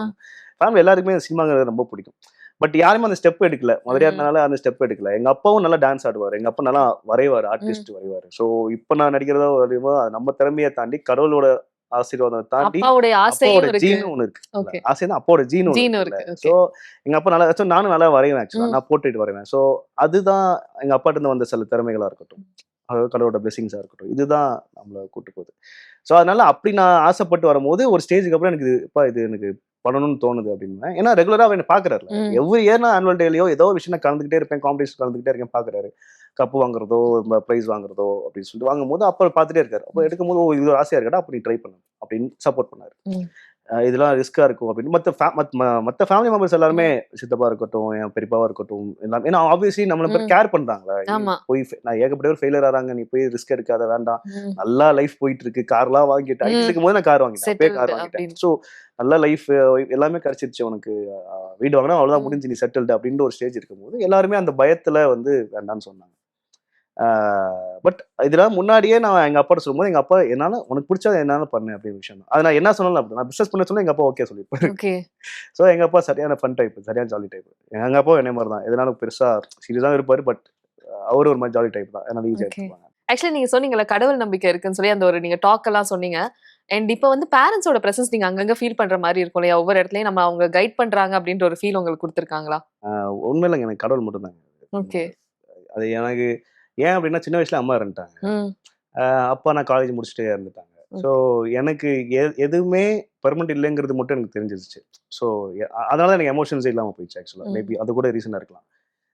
என்னடா ரொம்ப அம்மா ரொம்ப பாசமாக இருக்கிற அம்மா இருந்துட்டாங்க அப்படிங்கும்போது அப்புறம் அப்பா இருந்துட்டாங்க. இப்போ எதுவுமே பெர்மனன்ட் இல்லை போல இருக்கு, எல்லாம் டெம்பரரி தான் போல இருக்கு, இது எதுக்கு வருத்தப்பட்டுக்கிட்டு போகலாம் அப்படின்ற போது என் ஒய்ஃப்டே தான் சொல்லுவேன், நான் போனால் இங்கே ஃபீல் பண்ணாதீங்க, ஜாலியாக இருங்க, நம்ம டிபெண்ட் பண்ணி யாருமே கிடையாது. இப்போ நான் எல்லாரும் சொல்லுவாங்க, நான் தான் வேலை செய்யறேன், நான் வேலை செய்யறதுனால என் ஃபேமிலி நல்லா இருக்கு அப்படிலாம் கிடையாது. நீங்க இல்லைனாலுமே அந்த ஃபேமிலி நல்லா தான் இருக்கும். ஓகே. அதான் சொன்னேன்ல, காசு ஒரு விஷயமே கிடையாது. அது எப்படினாலும் வாழ்ந்துடலாம்னு வச்சுக்கோங்க. அது ஒரே விஷயம், அவங்களுக்கு தேவை ஒரு கோல் தேவை, அவ்வளவுதான். அந்த கோல் நோக்கி போயிட்டு அந்த கோல் காசா இருக்கலாம், அந்த காசு இல்லாம வேற விஷயமா இருக்கலாம், அதுல வர சம்பாத்தியம் இருக்கலாமே தவிர, எனக்கு தெரிஞ்சு எல்லாத்துக்குமே ஒரு கோல் இருக்கணும், ஒரு நோக்கம் இருக்கணும். பிறந்ததுக்கு ஒரு நோக்கம் இருக்கணும்ல, அந்த பிறந்ததுக்கு ஒரு நோக்கத்தை தெரிஞ்சுக்கிட்டாங்கன்னா போதும் அப்படிங்கிற விஷயம் தான். அதனால நம்மளாலதான் நமக்கு ஃபேமிலி வாழறதுன்னு கிடையவே கிடையாது. நான் என் ஒய்ஃப்டே சொல்லுவேன், நீ செத்து போனாலும் எனக்கு பிரச்சனையே கிடையாது, நான் ஜாலியா தான் இருப்பேன். அவ்வளவுதான். அடுத்த மாசம் நான் வேற ஏதாவது கல்யாணம் பண்ணிடுவேன், இல்லை யாராவது லவ் பண்ண. அவங்க ரியாக்ஷன் என்னவா இருக்கும் அதுக்கு? அது திருந்தவே மாட்டான் பாஸ் அப்படின்ற மாதிரி விட்டுருவாங்க, அவ்வளவுதான். அவங்களுக்கு பழகி ஓகே இது நம்ம ரிப்பீட்டடா கேட்டுட்டு இருக்கோம் அப்படின்ற ஒரு zone. சரி, அதை மைண்ட் செட் பண்ணிடுவோம்ல, நம்ம லவ் பண்றதே தெரியும் நம்ம எப்படிப்பட்ட ஆளுன்ட்டு. ஸோ அதனால இது ஓவர் த பீரியட் வந்த ஒரு விஷயம் தான் வச்சுக்கோங்க. ஸோ அதனால எனக்கு இவங்க தான் கைட் பண்றாங்க அப்படின்ட்டு. But I respect my dad and mom. Okay. எப்பவுமே தேங்க்ஸ் சொல்லுவேன். ஸோ அந்த மாதிரி இருக்கும். ஃபார் திஸ் லைஃப், நமக்கு ஒரு நல்ல லைஃப் கொடுத்துருக்காங்க அப்படின்றது. நிறைய பாசிட்டிவ்ஸ் இருக்குங்க. ஒருவேளை நான் நிறைய அப்பா அம்மா இன்ன வரைக்கும் கைட் பண்ற சில பசங்களை பார்க்கும்போது எனக்கு கஷ்டமா தான் இருக்கும். இன்ன வரைக்கும் அப்பா அம்மா சொல்றதான் கேட்கறியாடா, உனக்குன்னு சொந்த புத்தியே இல்லையாடா அப்படின்னு நான் நினைச்சிருக்கேன் ஆக்சுவலா. பட் எனக்கு அந்த ஃப்ரீடம் இருந்திருக்கு. எனக்கு கேட்கறதுக்கு யாருமே இல்லை. ஸோ என் லைஃப்பை நான் தான் டிசைட் பண்ணும் போது ஒருத்தர் வந்து கரெக்டான டிசிஷன்ஸோட நோக்கி போறதே ஒரு பெரிய சேலஞ்சா இருக்கும் இல்லையா? சொந்த டிசிஷன்ஸ் அதான் அது சேலஞ்ச் தான். நான் ஜாலியா தானே பண்ணேன். இது என்ன இருக்கு சேலஞ்ச் எத்திக்ஸ். ஓகே, நமக்கு இது கரெக்ட் இது தப்பு அப்படின்ற டிஃபரன்ஷியேட் பண்ணக்கூடிய அந்த ஒரு எத்திக்ஸ் உங்க மைண்ட்ல இருக்கு இல்லையா? அது இருக்குங்க. அதுதான் சொல்லல, அந்த தப்பு ரைட்டுங்கிற வாய்ஸ் ஒன்னு இருக்குல்ல. ஆமா. அந்த வாய்ஸ் வந்து எப்ப நீங்க கடவுளோட லிங்க்ல இருக்கீங்களோ, நீங்க கடவுள லிங்க்னா நான் போயிட்டு முட்டி போட்டு ப்ரே பண்ணி நான் வந்து அழகு குத்தி வேலு குத்தி அப்பெல்லாம் நான் சொன்னாங்க. ஹீ இஸ் யுவர் ஃப்ரெண்ட், அவ்வளவுதான். கடவுள் வந்து உங்க ஃப்ரெண்டு. நீங்க இப்போ உட்காந்து இப்ப எப்படிதான் நான் பேசுறேன், இப்படிதான் என்னோட கடவுள்கிட்ட நான் பேசுவேன். என்னோட கடவுள்கிட்ட இப்படிதான் நான் பேசுவேன். என்ன பண்ணணும் அப்படின்னு. ஸோ அந்த மாதிரி ஜாலியா பேசுறதுனால எனக்கு எப்பயுமே நீங்க அந்த கைடன்ஸ் வந்து எனக்கு ஒன்லி கடவுள் தான். ஓகே. மற்றபடி அப்பா அம்மாங்க ஐ ரெஸ்பெக்ட், அவ்வளவுதான். ஏன்னா ஒரு கோவமும் இருக்குல்ல விட்டுட்டு போனதுக்கு. எனக்கு சின்ன வயசுல விட்டுட்டு போல, எப்படி நீங்க கைட் பண்ணிக்கிட்ட ஒரு கோவங்க தாண்டி அது அவ்வளவுதான். ஒரு சின்ன ஒரு அன்பு கோவம் தான். மற்றபடி ஹாப்பி தான். அதனால ஸோ அவங்க இல்லாததுமே எனக்கு நல்ல விஷயமும் நிறைய நடந்திருக்கு. ஸோ அதனால எதுவுமே தப்பு கிடையாது. இது நடக்கணும் இருக்கு, அதான் நடந்திருக்கு. சீரியல்ஸ்ல இருந்து வெப் சீரிஸ் போவாங்க. பட் ஆனா வெப் சீரிஸ்ல இருந்து சீரியல்ஸ் வந்தீங்க இல்லையா? அது எப்படி அந்த ஒரு டிரான்ஸ்ஃபர்மேஷன்? நான் இது ஒரு ப்ராஜெக்டா தான் பாக்குறேன். ப்ராஜெக்ட் தாண்டி நம்மளை நம்பி ஒருத்தர் கொடுக்குறாங்க, அதை செஞ்சு கொடுப்போங்கிற ஒரு விஷயம் தான். சரி, நான் வந்து சினிமாக்கு தான் ட்ரை பண்ணேன். நமக்கு எப்பவுமே இந்த பிக் ஸ்கிரீன்ங்கிறதா ஒரு ஆசையாவே இருக்கும் எல்லாத்துக்குமே ஆப்வியஸ்லி. ஸோ அதுக்கு தான் ட்ரை பண்ணி ஜூனியர் ஆர்டிஸ்ட் எல்லாமே அதுக்கு தான் போயிட்டு இருந்தாங்க. ஸோ அந்த மாதிரி பண்ணும்போது எனக்கு வெப் சீரிஸ் வந்ததுங்கிறது ஓகே பரவாயில்ல, இதுவும் ஒரு பிளாட்ஃபார்ம்ல நான் அப்போ தான் பூம் ஆயிட்டு இருந்தது. ஸோ ஆஃப்டர் 2018 அந்த டைம் தான் அந்த ஓடிடிலாம் நிறையா வந்தது. ஸோ அப்போ போது ஓகே இது நமக்கு ஒரு பிளாட்ஃபார்ம் இருக்குன்னு அப்போ தான் தெரிய வந்தது. ஸோ அப்போ நடிக்கும் போது நல்லா இருந்தது. நான் இதை எப்படி அப்கிரேடாக பார்ப்பேன், என்ன மாதிரி பார்ப்பேன்னா, நான் என்னோட ப்ராஜெக்ட் இருக்கிற கேமராஸ், அவங்க இருக்கிற அவங்களோட எக்ஸ்பீரியன்ஸை நான் பார்ப்பேன். என்ன கேமரா யூஸ் பண்றாங்க, என்ன மாதிரி ஆட்கள் நம்ம கூட வேலை செய்யறாங்கிற ஒரு விஷயம் தான் இல்லை. ஸோ இப்போ நான் சீரியல் பண்ற கேமராமேன் பார்த்தீங்கன்னா சுதர்சி சாரோட டீம். ஆக்சுவலாக ரொம்ப வருஷமா சுதர்சி சாரோட டிராவல் பண்ணாங்க. 1/2 மணி 2 வரைக்கும் அவர் தான் வந்து cameraman, UK Senthil sir. So அப்படிப்பட்ட ஒரு ஆளோட கேமராமேனோட நான் நடிக்கிறேன். நான் என்னோட அவர் எத்தனை பேர் பார்த்துருந்துருப்பாங்க ஓகேங்களா? ரம்பாவை பார்த்துருப்பாரு, கார்த்திக் சாரை பார்த்துருப்பாங்க, ரஜினியை பார்த்தவங்க, கமலை பார்த்தவங்க, இவங்கெல்லாம் பார்த்துட்டு இவங்க பாக்குற ஃப்ரேம்ல நானும் இருக்கேங்கும் போது எவ்வளவு பெரிய விஷயம் இல்ல. இதை நீங்க பெரிய விஷயமா நினைப்பீங்களா, இல்ல சீரியஸா, இல்ல வெப் சீரிஸா, இல்ல படமானு யோசிப்பீங்களா? அந்த அட்லாஸ் அந்த மனுஷன் தானே, அந்த எக்ஸ்பீரியன்ஸ் ஒரு மனுஷன் தானே. ஒரு அந்த டேரக்டர் கூட ஒர்க் பண்றதா இருக்கட்டும், அந்த டேரக்டர் இதுக்கு முன்னாடி வானத்தை போல ஒரு ஹிட் கொடுத்த ஒரு டேரக்டர். அப்போ ஆல்ரெடி ஹிட் கொடுத்த ஒரு டேரக்டர் நடிக்கும் போது சொல்லுங்க. அதுக்கு முன்னாடி பிரவீன் பெனட் சார் நம்ம கூப்பிடும் போது பிரவீன் பெனட் போகும்போது யாரா இருந்தா அவர் பெரிய ஆளியா? சரி, நம்ம ஏதாவது ஒன்று கிடைக்காதுங்க நினைச்சிட்டு இருக்கிற ஒரு காலத்துக்கு போயிட்டு இவ்வளவு கிடைக்கும் போது எல்லாமே இது பண்ண முடியாது. நான் சூசிலாம் ரொம்ப சூசிலாம் கிடையாது. எனக்கு என்னை யார் நம்பி வரணும் நான் பண்ணிடுவேன், அவ்வளவுதான் விஷயம். கனவும் அப்படிதான். கனவுமே பிரவீன் பெனட் சாரு நீ தான் பண்ணணும் அப்படின்னு சொல்லி எத்தனை பேர் போட்டி வந்தோம். ஏன்னா அப்ப நான் ஒண்ணுமே இல்லைங்க. அப்ப நான் வந்து ஜஸ்ட் ஜூனியர் ஆர்டிஸ்ட். அப்போ ஒருத்தர் நம்ம மேல நம்பிக்கை வச்சு ஒரு ப்ராஜெக்ட் கொடுக்கும்போது எவ்வளவு பெரிய விஷயம் இல்லை. அது எத்தனை பேர் அவர் ஷீல் பண்ணாருன்னா, அந்த ரோலுக்கு வந்து லீட் கேரக்டர் அதுல எக்ஸ்பீரியன்ஸ் ஆனவங்க உள்ள வர ட்ரை பண்றாங்க, ரெக்கமெண்டேஷன்ஸ் உள்ள வர ட்ரை பண்றாங்க. பிரவீன் பெனட் சார் ரொம்ப ஸ்ட்ராங்கா பிலீவ் பண்ணாரு, இல்ல இந்த குணா கேரக்டர் இவனுக்கு தான் அப்படின்னு பிலீவ் பண்றாருல. அதுதான் அந்த சக்சஸே தவிர நம்பி கொடுக்கும் போது அந்த ரெஸ்பான்சிபிலிட்டி தான் நம்ம அந்த வேலையை செய்ய வைக்குது. அதே மாதிரிதான் சன் டிவில அண்ணம். இதுக்கு முன்னாடியே எனக்கு லாஸ்ட் இயரே அதுக்கு முந்தின வருஷமே என்னை வந்து ஒரு ப்ராஜெக்ட் என்னை கூப்பிட்டாங்க. டெஸ்ட் ஷூட்லாம் போய் எல்லாம் பண்ணாங்க. பட் கனா டைம் பண்ணதுனால ரெண்டுமே பேரலா பண்ணுங்க அப்படின்னு சொல்லி இங்க சொல்லிட்டாங்க. ஓகே. இங்க சேனல்ல சொல்லிட்டாங்க சன் டிவில. பட் அங்க என்னால கமிட்மெண்ட் கொடுத்தனால என்னால டேட்ஸ் என்னால ஹேண்டில் பண்ண முடியல. கொஞ்சம் கொஞ்சமா எக்ஸ்பீரியன்ஸ் ஆகுது. அட் டைம் நான் 30 நாள் நான் பிஸியா இருப்பேன் அப்படின்னு பண்ண முடியாது. என்னால அதை ஹேண்டில் பண்ண முடியல. ஆரம்பத்துல இருக்கிற டேட்ஸே எனக்கு இடிச்சது. அப்போ நான் வந்து ஆரம்பத்திலே ஸ்டாப் பண்ணிட்டேன். இல்லங்க சன் டிவில நான் சொல்லிட்டேன். இல்லங்க என்னால முடியாதுன்னு நினைக்கிறேன். ஃபர்ஸ்ட் சான்ஸ் கொடுத்தது அவங்க தான். அதை நான் முடிச்சுட்டு நான் வரேன் நானு. அதுக்கு இந்த ப்ராஜெக்ட் அதுக்கு இருக்காங்க வேற யாராவது நடிச்சிருவாங்க. பரவாயில்லைங்க போட்டுங்க. அதுக்கப்புறம் இருந்தா கொடுங்க. இல்லைன்னா பிரச்சனை இல்லை. பட் எதுவுமே இல்லாம ஒருத்தவங்க நமக்கு சான்ஸ் கொடுத்துருக்காங்க போது அவங்க நம்ம லாயலா இருந்துதான். ஸோ அதனால கம்ப்ளீட்டா 3 சீசன் வரைக்கும் நீங்க பாத்தீங்கன்னா 3rd சீசன்ல நான் மட்டும் தான் ஆக்சுவலா கன்னியூ ஆயிருப்பேன். ஓகே. நானும் வில்லன் கேரக்டர் ஆமா. கன்னியூ ஆயிருப்பேன். நான் இருக்கனால இந்த குணா கேரக்டர் இருந்தனால சுத்தி இருக்க கேரக்டர்ஸ் அது சார்ந்த கேரக்டர்ஸ் கன்னியூ ஆச்சு. மற்றபடி ஸ்டூடெண்ட்ஸ் எல்லாருமே மாறிட்டாங்க. இப்போ நான் சீசன் 2ல நான் வெளியே வந்திருந்தேன் அப்படின்னா கதையே வேறையா போயிருக்கும். வேற ஒரு கதையாக்குள்ள கொண்டு வந்திருப்பாங்க. பட் நான் ஒருதான் இல்லை. எனக்கு எவ்வளவு தூரம் என்ன நம்புறீங்களோ அவ்வளவு அவ்வளவுதான் நான் இருப்பேன். நான் டிராவல் பண்ணுவேன் கூட அப்படின்னு. ஸோ அதை முடிச்சுட்டு தான் நான் அப்புறமேல நான் சன்னுக்கு வந்தேன். அது முடிய போன்னு சொல்லிட்டாங்க. இதுக்கப்புறம் சீசன் வருமா இல்லையான்னு தெரியலன்னாங்க. அப்போ ஓகே நம்ம அதை முடியறதுக்குள்ள வேற பார்த்து நம்ம கமிட் ஆகணும். ஃபேமிலிலாம் இருக்கு, ரெஸ்பான்சிபிலிட்டிலாம் இருக்குங்கும் போது ஃபினான்ஷியலா நமக்கு தேவைப்படுங்கும் போது நான் அப்பயே சன்னு கமிட் பண்ணி அப்போ வராதெல்லாம் சொன்னாங்க. ஒன்ஸ் நீங்க சன்னை ரிஜெக்ட் பண்ணிட்டீங்கன்னா அவங்க கூப்பிடவே மாட்டாங்க அப்படின்லாம் சொன்னாங்க. அப்படிலாம் இல்லை, எல்லாருமே ஸ்வீட் தான். நமக்கு டிமாண்ட் இருந்துச்சு, நம்ம வேணும்னு நினைக்கிறாங்கன்னா கூப்பிட்டாங்க. ஸோ 2 years தான் எனக்கு சன் டிவில வந்து அதுவும் மேம் காவிரி மேம் வந்து இந்த என்னை பார்த்துருக்காங்க போல இருக்கு அப்படியே என்கிட்ட சொன்னாங்க. நான் ஒரு டேரக்டர்லாம் கேட்கல. காவிரி மேம் உங்களை கூப்பிடுறாங்க, கண்டிப்பா இந்த ப்ராஜெக்ட்ல இருக்கணும்னு சொல்றாங்க அப்படின்னு சொல்லி ஃபர்ஸ்ட் ப்ராஜெக்ட்ல சொன்னாங்க. அப்புறம் தான் நான் ரிஜெக்ட் பண்ணேன். அப்பதான் சொன்னாங்க இப்பெல்லாம் பண்ணீங்கன்னா அப்புறம் கூப்பிட மாட்டாங்க. But very sweet. அடுத்த ப்ராஜெக்டும் அடுத்த வருஷமே என்னை கூப்பிட்டாங்க.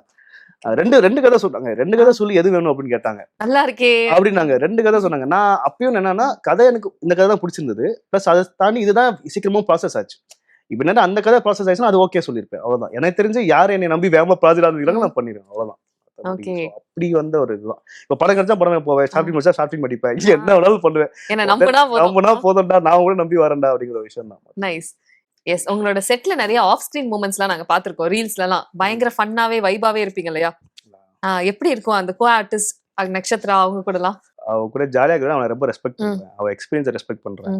நம்ம இவங்களாம் நடிக்கணும்னு ஆசைப்பட்டவங்களோட அவன் நடிச்சிருக்கா.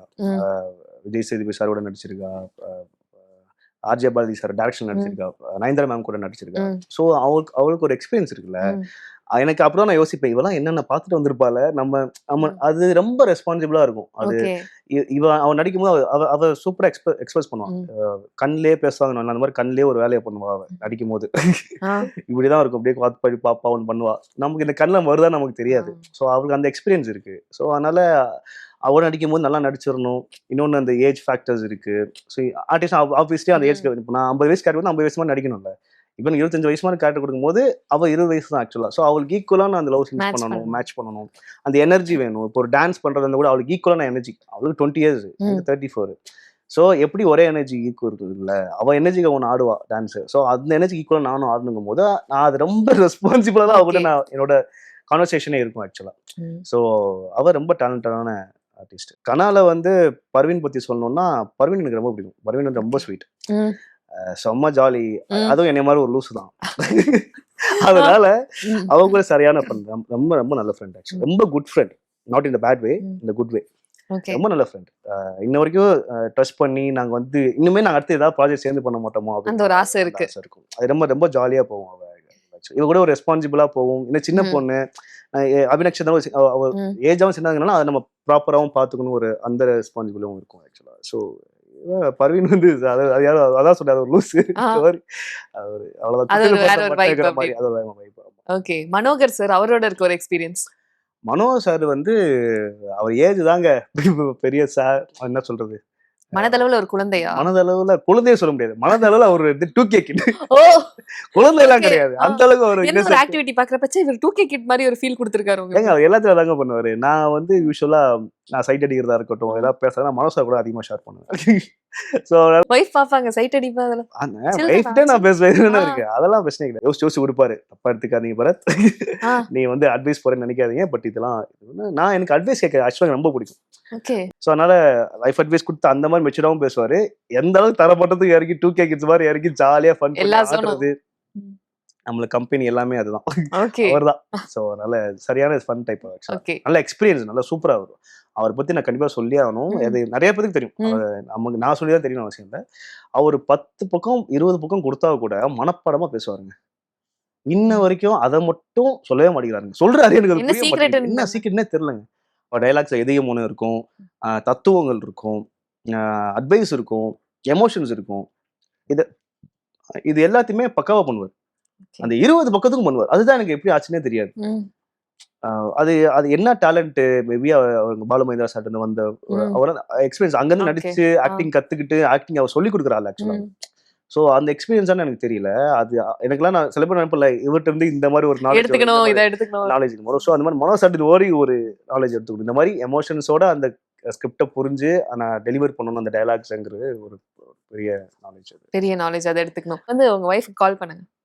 பண்ணி இதெல்லாம் அவங்க சொல்லவே இல்லையே. சர்ப்ரைஸ் உங்களுக்கு இப்படிதான் வந்து சர்ப்ரைஸா யோசிச்சோம்.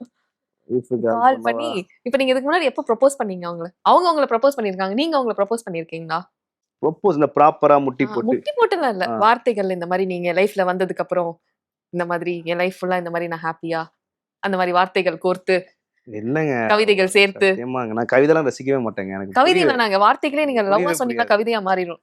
இல்ல இல்லங்க உண்மையிலே நான் ஒரு இந்த முட்டி போட்டு ஐ லவ் யூ சொல்றேன். சரி வெறும் ஐ லவ் யூ அந்த மாதிரி டக்குன்னு ஐ லவ் யூ நான் சொல்லிருக்கேன். ஐ லவ் யூ தான் நான் டெய்லி சொல்லுவேன். இப்போ நீங்க டக்குன்னு ஹலோன்னு சொல்லாம ஐ லவ் யூன்னு சொல்லுங்க. அவங்க ரியாக்ஷன் பார்க்கணும். அது எப்படி ரியாக்ட் பண்ணனும் தெரியல. ஏன்னா யூசுவலா நான் டெய்லி மார்னிங் எந்திரச்சோனே நான் அப்படியே ஐ லவ் யூ தான் ஆரம்பமேவா? குட் மார்னிங்லாம் இல்ல. எடுத்தோனே காலைல எந்திரச்சோனே தேங்க் யூ ஜீசஸ் எடுத்தோனே ஃபர்ஸ்ட் வார்த்தை, ரெண்டாவது ஐ லவ் யூ தான். ஓகே. சோ அது ரெகுலர். அதனால எப்படி ரியாக்ட் பண்ண போறேன் எனக்கு தெரியல. ஓகே. மேபி கெஸ் பண்ணிடுவா அதெல்லாம் பார்த்தா. எடுத்தோட இப்பலாம் சொல்ல மாட்டானே அவன். பாட்டு பண்ணீங்கன்னா இன்னும் சர்ப்ரைஸ் ஆவாங்க. டக்குன்னு. ஹலோ. பேபி. சொல்லுங்க. ஐ லவ் யூ. Love you. என்னது? சும்மா சொல்லணும்னு தோணுச்சு. சொல்லணும்னு தோணுச்சா? என்ன பிராங்க் காலா? அப்படியாவது கேட்டியா? ஏதோ தப்பு செய்யற போல இருக்கு அதனாலதான் சமாளிக்கிறியா? ஏன்னா யூஸ்வலா ஆமாண்டி ஆவா பிராங்காலாம் இல்ல, நீங்க எப்படி ரியாக்ட் பண்ணுன்னு கேட்க சொன்னாங்க. சோ அதனால நீங்க எப்படி கண்டுபிடிச்சோன்னு தெரியும். ஏன்னா வீட்டுல சொல்லிட்டாங்க வந்திருக்கேன் சொல்லிட்டு வந்தீங்களா? இதே இப்ப இருக்க வேற ஏதாவது லவ்வர் கேட்டீங்கன்னா நான் மேபி ஷாக் ஆயிருப்பாங்க. ஐயோ கேட்டுச்சா அவங்களுக்கு என்ன சொன்னாருன்னு? ஓகே. சோ அதனால ஈஸியா கெஸ் பண்ணிடுவா. அதனால அதான் இவ்வளவுதாங்க. I love you. ஓகே டி நான் கூப்பிடுறேன். Okay ma'am bye bye. ஒரே நிமிஷம். Hi hi hi hi. நாங்க டெலிவிஷன்ல இருந்து கால் பண்ணியிருக்கோம் இப்போ. நல்லா இருக்கேன் நல்லா இருக்கேன். ஆக்சுவலி ரொம்ப ஒரு பூக்கி மோட்ல இவருடைய அந்த காதல் பயணத்தெல்லாம் சொல்லிட்டு இருந்தாரு. ஆமா ஓகே. கால் பண்ணீங்களா? ஆக்சுவலி போகும்போதே சொல்லிட்டு தான் போனாரு. நான் கெஸ் பண்ணிட்டேன். ஓகே. இவரோட இப்ப ஆக்டிங்க்கு நீங்க எவ்வளவு பெரிய ஃபேன்?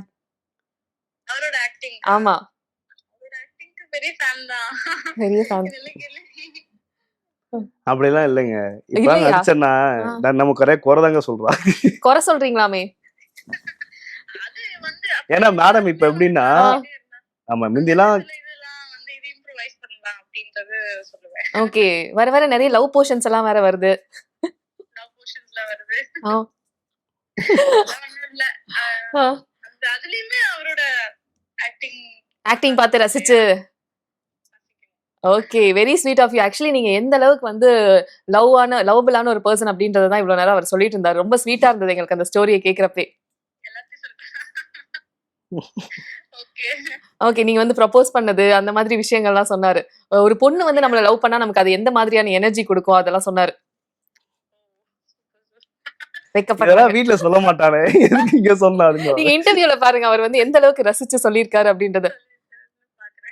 எஸ் சொல்ல மாட்டாங்க.